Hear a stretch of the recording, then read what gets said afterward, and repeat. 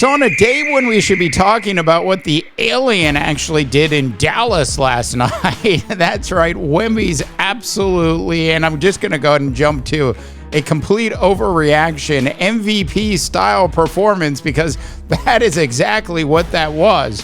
We could also be talking about what the Ant-Man actually pulled off in Portland last night, where he scored 41 and hit clutch shot after clutch shot in the fourth quarter to bring the T-Wolves back over Chauncey Billups' Portland Trailblazers. But we begin actually with Chauncey Billups actually being arrested at 6 a.m., as well as Terry Rozier and several other members of people across 11 states actually getting handcuffed this morning. That is the feature story of the day on the NBA Rundown. As always, North America, I'm Dave DeBaugh coming to you from the Silicon Valley. New to the show, please go and subscribe. And of course, like this video. Now, I've waited until tonight to actually record this. It's about 9:30 on the West Coast. I wanted to see if there were going to be any other follow-ups to the main story, which of course at this point you've all heard about. You've heard, Chauncey was involved with illegal poker games in which they actually set up monitors and were basically scheming people out of their money in a way they didn't have the opportunity to actually win. Now, if you are of the belief that we need to, at this point, just consider the fact that these people have been charged at this point and haven't actually had their day in court, that certainly is the case, and we do need to respect that part of this story. But it's hard for me to believe, even in today's FBI, that they would actually spend 3 years on a case. I want to emphasize, this case has been open for over 3 years at this point. Now, for those of you that saw some of the ridiculous things that some other people in the media actually said about this a little bit earlier in the day, and specifically I'm commenting on what Stephen A. Smith came out and said, which, if he's going to say, he needs to back that up with proof. And so far, we haven't seen any proof that this was some sort of Donald Trump witch hunt against the National Basketball Association.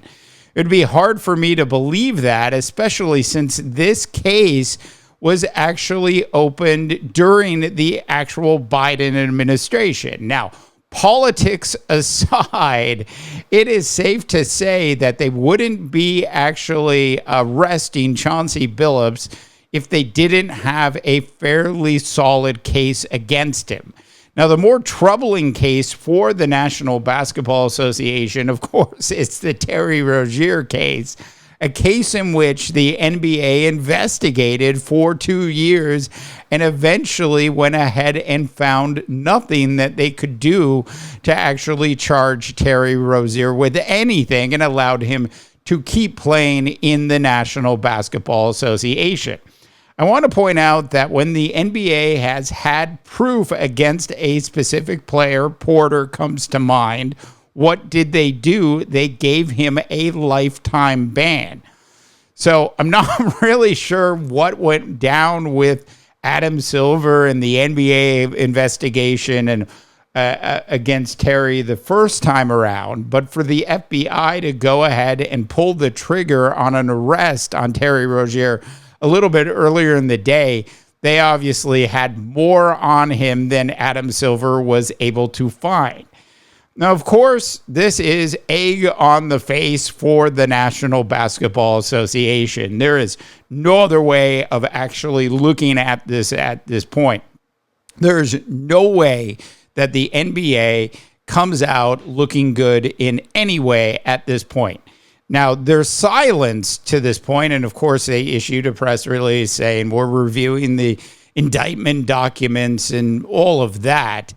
I think the lesson that I would encourage Adam Silver to actually follow in this particular perspective is just go ahead and be honest.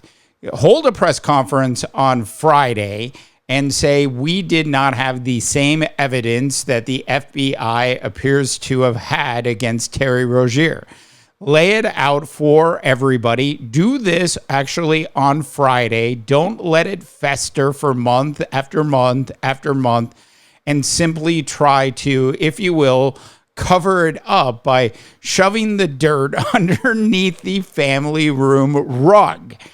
Look, I've been in business in the Silicon Valley for 20 plus years, and when there's a crisis, sometimes the best way to actually handle a crisis is to actually be honest as soon as humanly possible. In this particular case, I think it's the right strategy for the National Basketball Association to simply come out on Friday and say, look, this is the evidence we had against Terry. This is why we went ahead and cleared him. We read the indictment. Obviously, the FBI has significantly more. There's stuff that we weren't able to get at the time, and just come out and be honest about it. Of course, that's not what the NBA is going to do. Adam Silver is going to go ahead and disappear for a couple weeks on this particular topic, hoping, as I pointed out, that the dirt ends up getting pushed underneath the family room rug. All right. Love to know your thoughts and opinions on this particular topic. I mean, clearly, when we think about players in the NBA, we think about players in the NFL, we think about players in Major League Baseball, the NHL, all sports for that matter. Gambling, since it's now legal in 38 states, is a thing that needs to be talked about inside all of those organizations. And the NBA, as well as the NFL and Major League Baseball and the NHL, all do an extremely good job getting in front of their players, explaining where the line is, what they're able to do and what they're not actually able to do. They do this when players are rookies. They do this periodically throughout a player's career. Everybody absolutely knows. Now, some quick comments for you on Chauncey Billups. Look, if what they're saying is true, and if he ultimately does end up getting convicted for what he's being accused of, this will go down as one of the all-time biggest thefts. Thefts of, if you will, money that was not needed. Chauncey Billups made a ton of money throughout his career, and for him to actually feel the need to go ahead and skirt people out of their hard-earned money in illegal poker games seems absolutely ridiculous. Now, normally there's more to these stories than just that, but I'm just going to leave that side of the story there.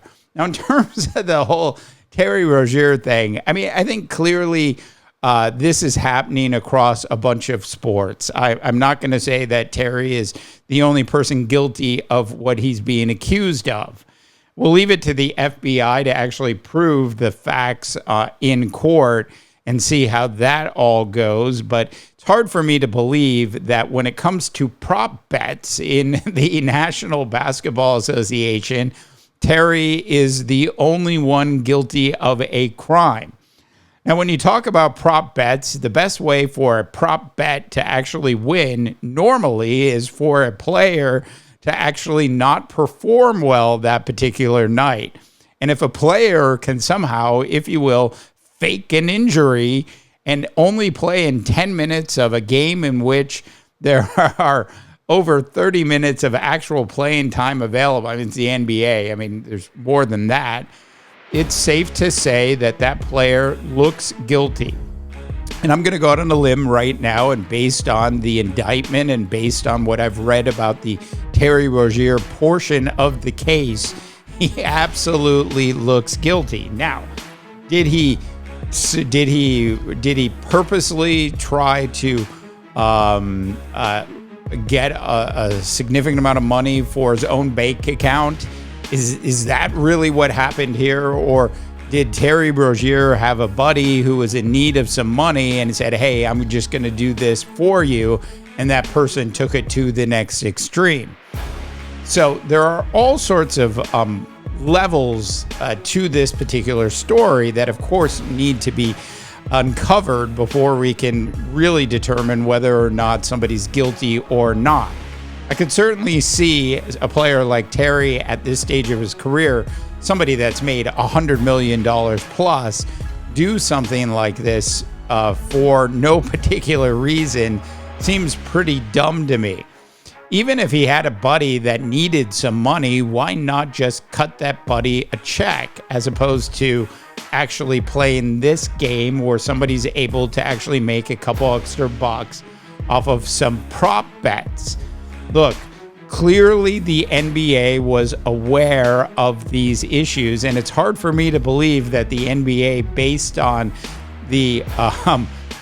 all of the bets that showed up in 11 different states, being notified by all of these particular casinos, did not find something that proved Terry Rozier did something wrong.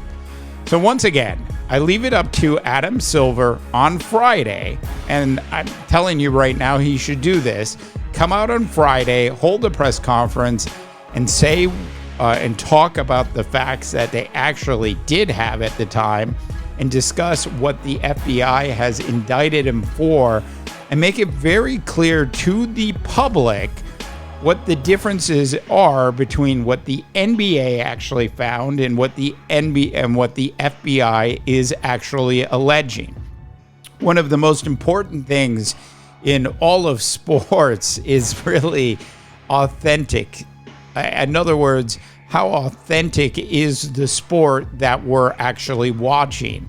It's good to know whether or not there is rampant cheating that's actually going on, because I want to know if I'm watching the National Basketball Association or if I'm watching the Worldwide Wrestling Federation. I'll leave it with that. All right, I'd love to know your thoughts and opinions. Please go ahead and drop them in when you have a chance. As always, for the NBA Rundown, I'm Dave DeBaugh, wishing you all a tremendous rest of your sports viewing day.